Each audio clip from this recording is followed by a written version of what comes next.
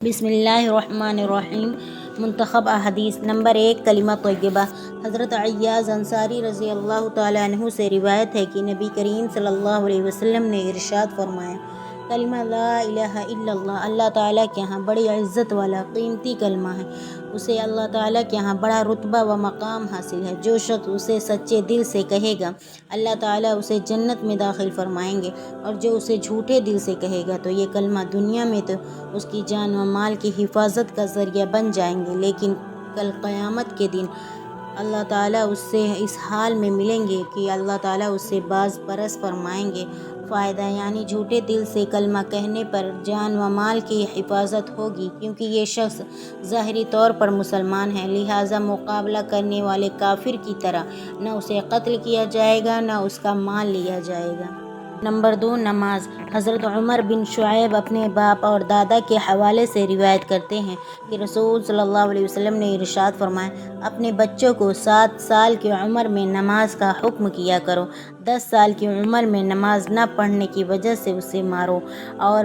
اس عمر میں پہنچ کر بہن بھائی کو علیحدہ بستر پر سلاؤ۔ فائدہ یعنی مار ایسی ہو کہ جس سے کوئی جسمانی نقصان نہ پہنچے، نیز چہرے پر نہ مارے۔ حضرت جندب بن عبداللہ ازدی رضی اللہ تعالیٰ عنہ سے روایت ہے کہ رسول صلی اللہ علیہ وسلم نے ارشاد فرمایا، اس شخص کی مثال جو لوگوں کو خیر کی بات سکھائے اور اپنے آپ کو بھلا دے، خود عمل نہ کرے، اس چراغ کی سی ہے جو لوگوں کے لیے روشنی کرتا ہے لیکن خود کو جلا دیتا ہے۔ حضرت ابو ہریرہ رضی اللہ تعالیٰ عنہ سے روایت ہے کہ رسول صلی اللہ علیہ وسلم نے ارشاد فرمایا، کسی مسلمان بندے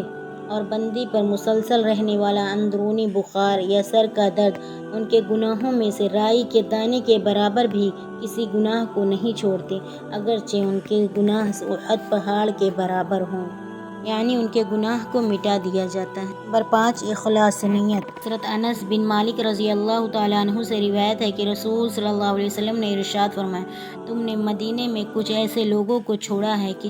جس راستے پر بھی تم چلے، جو کچھ بھی تم نے خرچ کیا اور جس وادی سے بھی تم گزرے، وہ ان اعمال کے اجر و ثواب میں تمہارے ساتھ شریک رہے۔ صحابہ نے عرض کیا، یا رسول اللہ، وہ کیسے ہمارے ساتھ شریک رہے حالانکہ وہ تو مدینے میں ہیں؟ نبی کریم صلی اللہ علیہ وسلم نے ارشاد فرمایا، وہ تمہارے ساتھ نکلنا چاہتے تھے لیکن عذر نے ان کو روک دیا، یعنی ان کی نیت ہجرت کی تھی لیکن کسی عذر کی وجہ سے نہیں کر پائے، تو ان کے نیت کے مطابق ثواب ملے گا۔ نمبر 6 دعوت و تبلیغ۔ حضرت حذیفہ رضی اللہ تعالیٰ عنہ سے روایت ہے کہ رسول صلی اللہ علیہ وسلم نے ارشاد فرمایا، آدمی سے بیوی اور مال، اولاد اور پڑوسی کے متعلق احکامات کو پورے کرنے کے سلسلے میں جو کوتاہیاں اور گناہ ہو جاتے ہیں، ان کا کفارہ نماز، صدقہ، امر بالمعروف اور نہی عن المنکر بن جاتے ہیں۔ لاعیانی سے بچنا۔ حضرت ابو سعید خدری رضی اللہ تعالیٰ عنہ سے روایت ہے کہ رسول صلی اللہ علیہ وسلم نے ارشاد فرمایا،